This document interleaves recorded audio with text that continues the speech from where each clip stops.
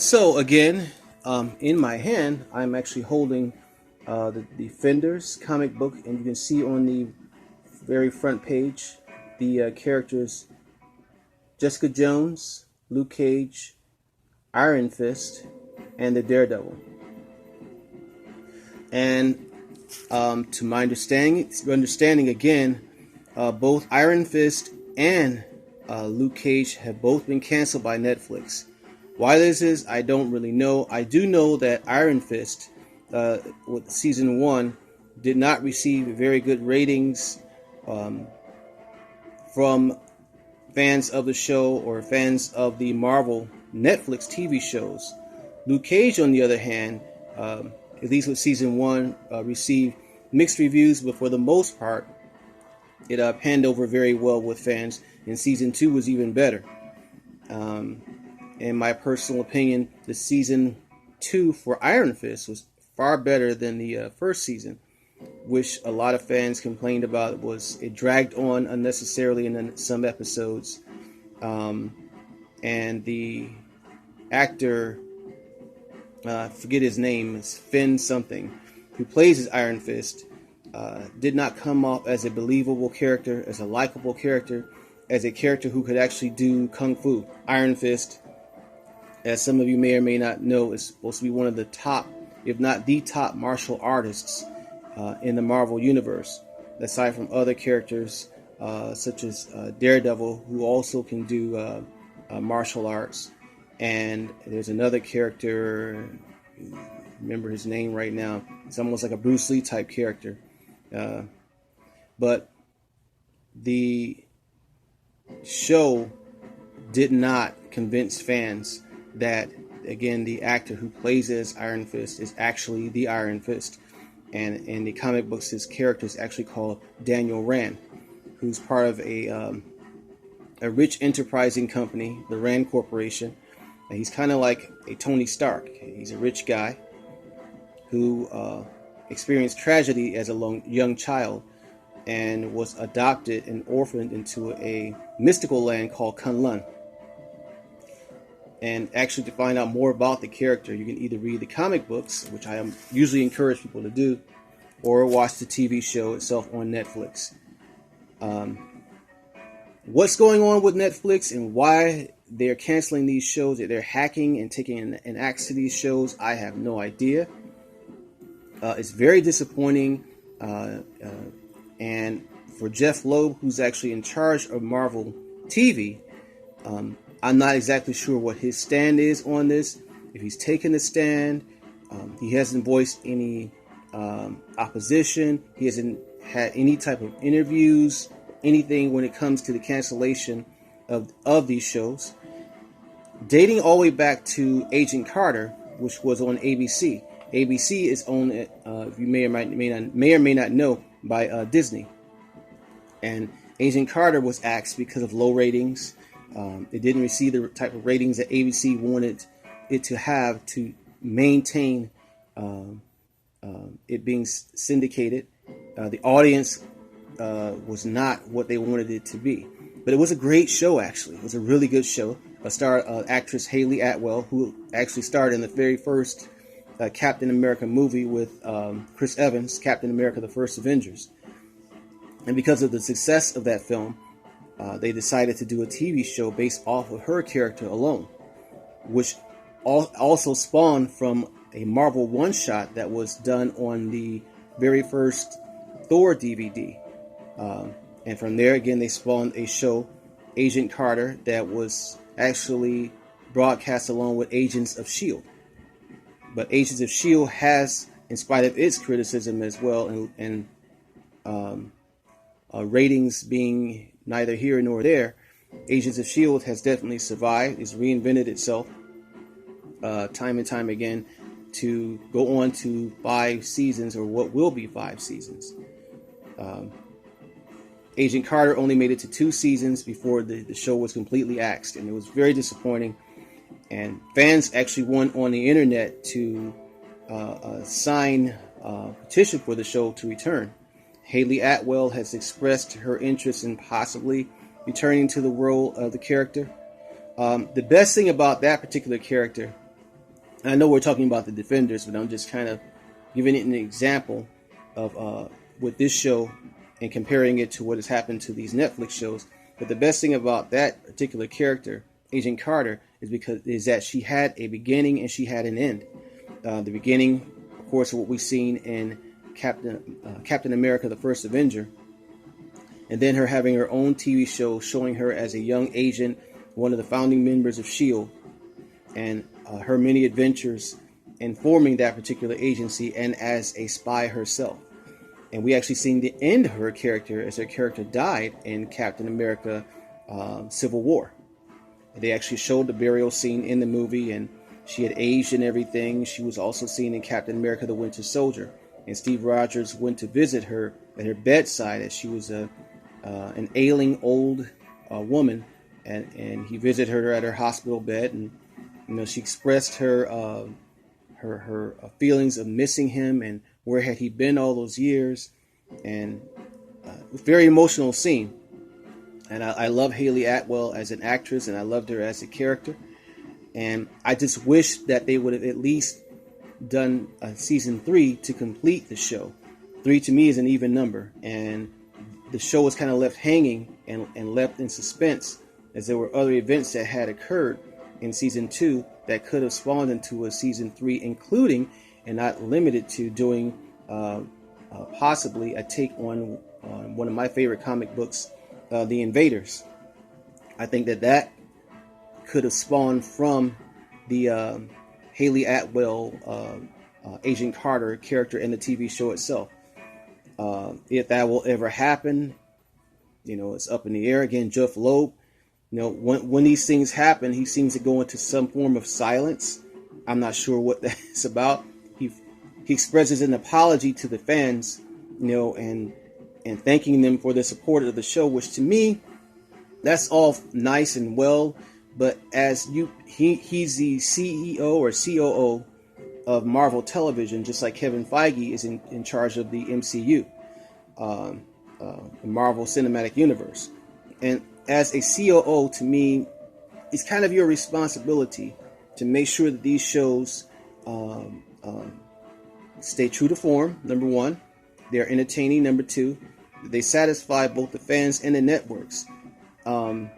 And fight for these shows to stay on television and to be aired for fans to see. Now, I'm not saying that he hasn't done those things, but for the most part, he goes into silence. You don't hear anything from him. You'll see him, at Comic Cons, and he's a great guy. I like Jeff Loeb. He's a friendly guy. He interacts with the actors on the TV shows, with everyone. He's very much a part of the creative process, and very encouraging when it comes to Marvel, the Marvel characters and TV shows.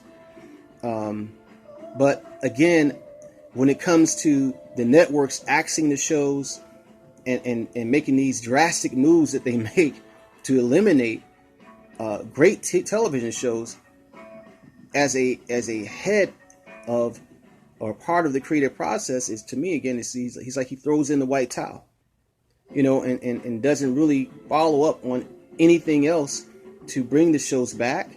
The fans usually have to take to the internet, proposing and signing petitions that the shows return. And that, to me, is his job, as well as the job of the people that work with him. And again, I'm not saying that's not done. I'm not a Marvel insider. I don't work in the studio itself.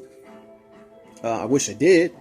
But, I'm hoping that he does more as a COO or CEO to bring these shows back. Now, while this may seem to be a bad thing for those who have enjoyed the Marvel television shows, the Marvel Netflix television shows, Daredevil, which is in its 3rd season, by the way, and there's no word of what's going to happen with that show.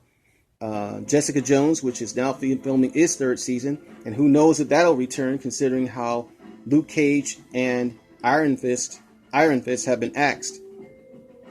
So with all 4, and the Defenders, by the way, the Defenders, which consisted, as I showed, of all 4 characters, that may or may not even get a season 2 now.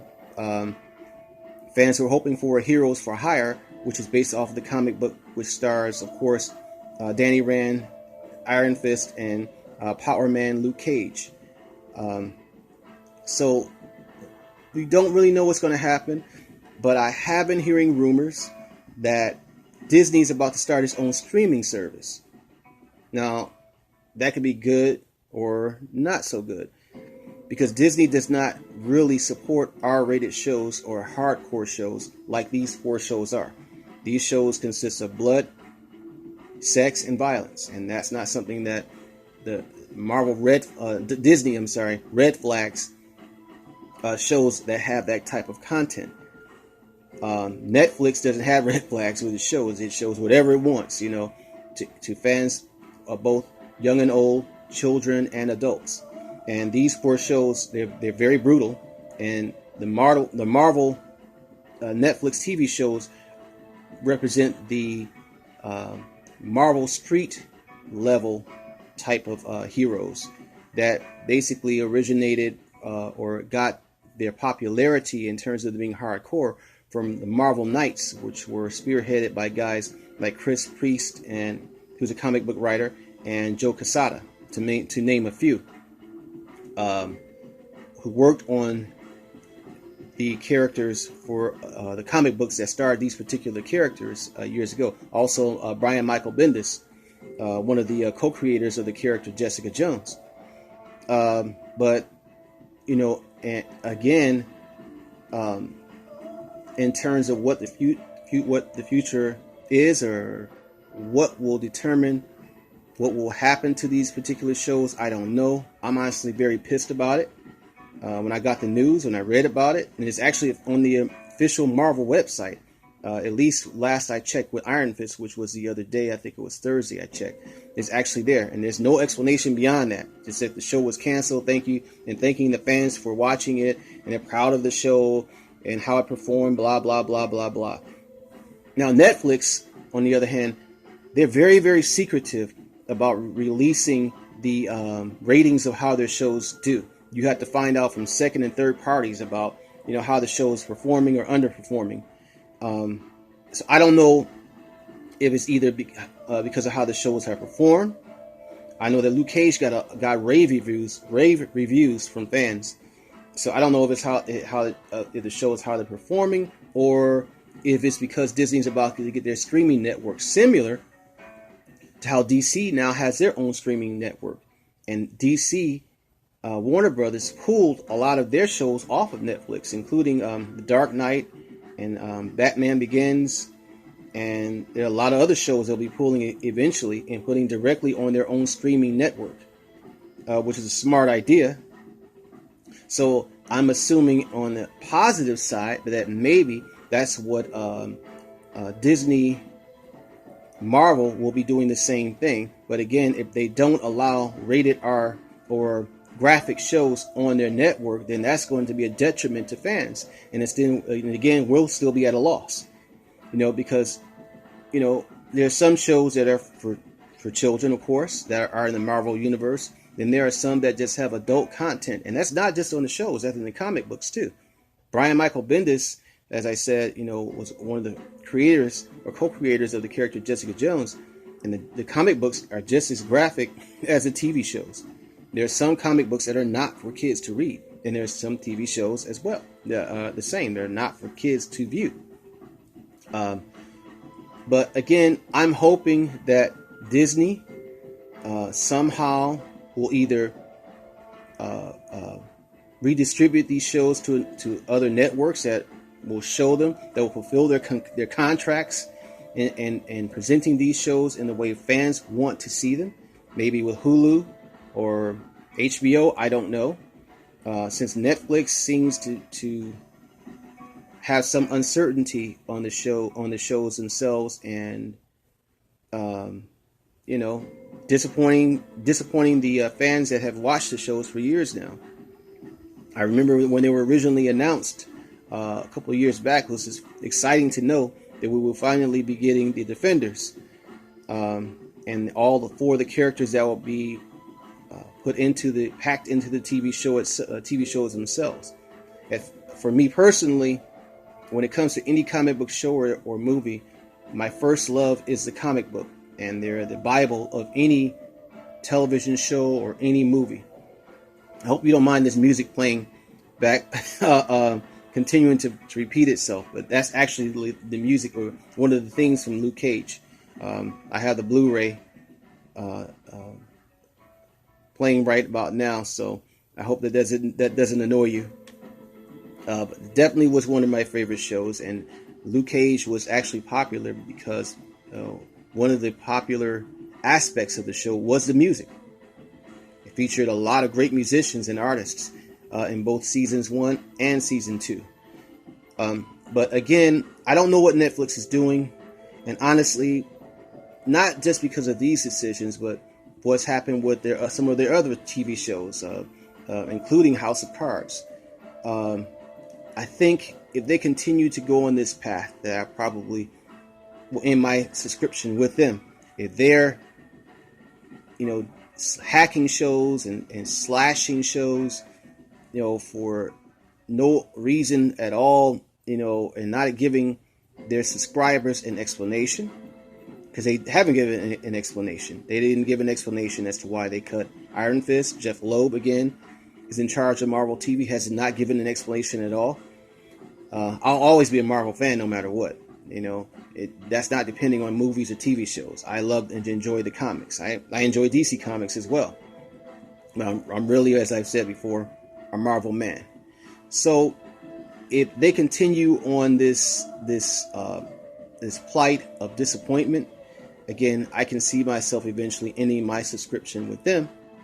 And that to me is the only way to show networks and TV shows and bigwigs of your disappointment and of the decisions that they make, that affect the things that we enjoy as subscribers, as fans. I don't see any other ways,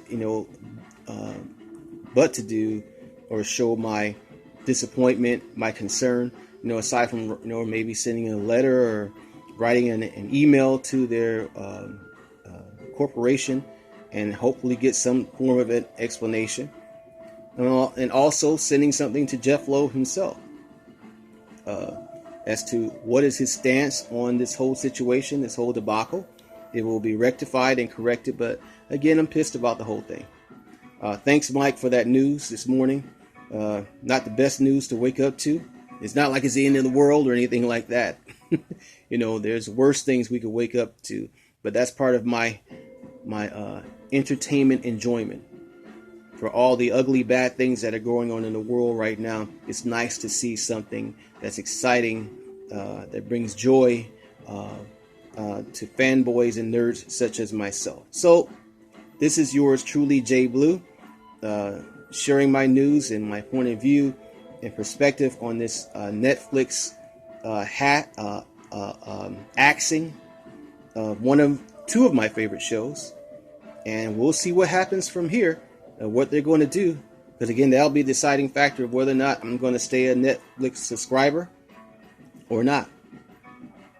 So that's my news for right now. Bringing everyone up to date who hasn't heard the news.